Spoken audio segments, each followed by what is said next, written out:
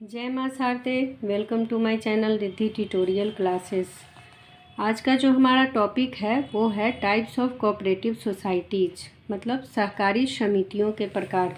पिछले क्लास में हमने सहकारी समिति का अर्थ देखा था, मीनिंग, इसके बाद फीचर्स देखा था, लिमिटेशन देखा था।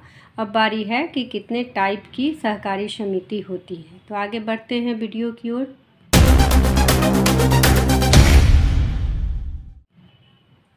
तो ये टाइप्स ऑफ कोऑपरेटिव सोसाइटीज़ मतलब सहकारी समितियों के प्रकार में कितने टाइप के होते हैं। तो पहला कहता है उपभोक्ता सहकारी समितियाँ, मतलब कंज्यूमर्स कोऑपरेटिव सोसाइटीज़। दूसरा है उत्पादक सहकारी समितियाँ, प्रोड्यूसर्स कोऑपरेटिव सोसाइटीज़। तीसरा है सहकारी विपणन समितियाँ, मीन्स कोऑपरेटिव मार्केटिंग सोसाइटीज़। चौथा है टाइप सहकारी साख समितियाँ, कोऑपरेटिव क्रेडिट सोसाइटीज। पांचवा है टाइप, वो है सहकारी खेतीहर समितियाँ, यानी कोऑपरेटिव फार्मिंग सोसाइटीज। और छठा है सहकारी गृह समितियाँ, ठीक है, कोऑपरेटिव हाउसिंग सोसाइटीज। एक एक करके सारे टाइप को हम देखेंगे कि किसमें क्या होता है, कौन उसके संस्थापक होते हैं और उसका क्या फीचर्स होता है, क्या ऑब्जेक्ट होता है, उसको हम एक एक करके देखेंगे। तो सबसे फर्स्ट हमारा आता है वो है उपभोक्ता सहकारी समिति, मतलब कंज्यूमर्स कोऑपरेटिव सोसाइटी। जैसा कि नाम से ही पता चल रहा है कि ये कंज्यूमर्स के द्वारा बनाया जाता है और इनका मेन मोटिव क्या होता है, तो मिडिल मैन से छुटकारा पाने के लिए, ठीक है।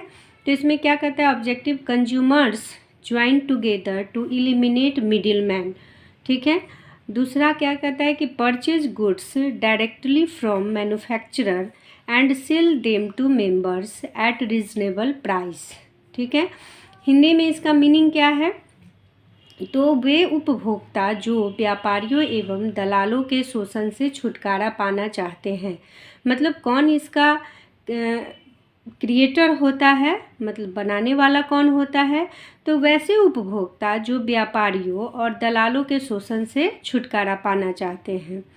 फिर उत्पादकों से बड़ी मात्रा में माल को खरीदना और सदस्यों को उचित माल की बिक्री उचित मूल्य पर कर देना, मतलब कि फेयर प्राइस और फेयर क्वालिटी का गुड्स प्रोवाइड करना, ये इस संस्था का मेन उद्देश्य होता है, ठीक है। मिडिल मैन को एलिमिनेट करना और सही प्राइस पे सही चीज़ को प्रोवाइड करना मेंबर्स को, ठीक है। दूसरे टाइप का जो समिति है उसका क्या नाम है, तो उसका है दूसरा उत्पादक सहकारी समिति। नाम से ही पता चल रहा है कि प्रोड्यूसर्स कोऑपरेटिव सोसाइटी, इसको बनाने वाले कौन होते हैं, तो small producers join together who find it difficult to purchase inputs machineries and latest technology, ठीक है। Sell the goods produced by producers, meaning क्या हुआ, तो छोटे उत्पादक जो उत्पादन सामग्री, मशीनरी, आधुनिक तकनीक प्राप्त करने में कठिनाई महसूस करते हैं, उनके द्वारा उत्पादक सहकारी समिति का गठन किया जाता है, ठीक है। किनके द्वारा किया जाता है, तो वैसे छोटे प्रोड्यूसर जो रॉ मटेरियल को प्राप्त नहीं कर सकते या महंगी मशीनों को नहीं प्राप्त कर सकते हैं, वे लोग मिलकर के इसका गठन करते हैं। दूसरा, उत्पादकों द्वारा उत्पादित माल की बिक्री की जाती है और जितने प्रोड्यूसर हैं वो अपना प्रोडक्ट जो आउटपुट उनका होता है उनकी बिक्री का भी काम ये करता है प्रोड्यूसर्स कोऑपरेटिव सोसाइटी, ठीक है।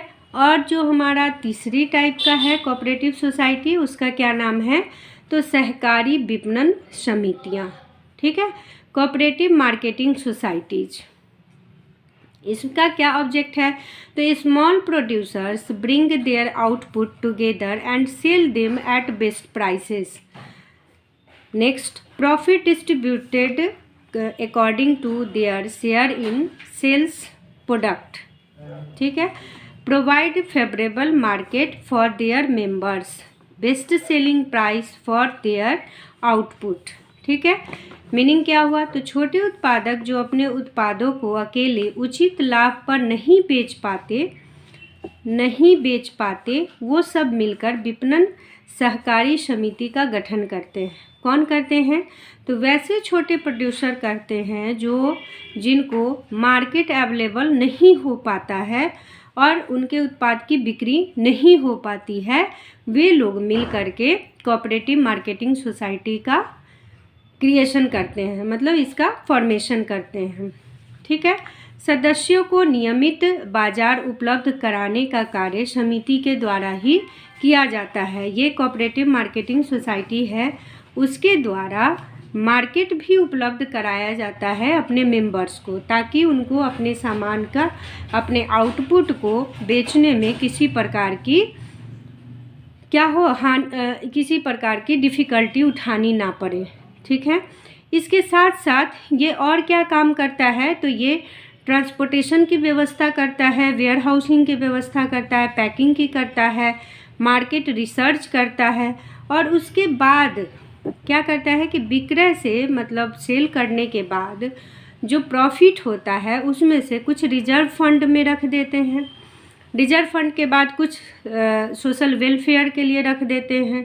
इसके बाद जो शेष धनराशि बचती है उसको हर सदस्य को उसके कैपिटल कंट्रीब्यूशन के अकॉर्डिंग उनको बांट दिया जाता है। ठीक है, तो ये हमारा कोऑपरेटिव मार्केटिंग सोसाइटीज़ है।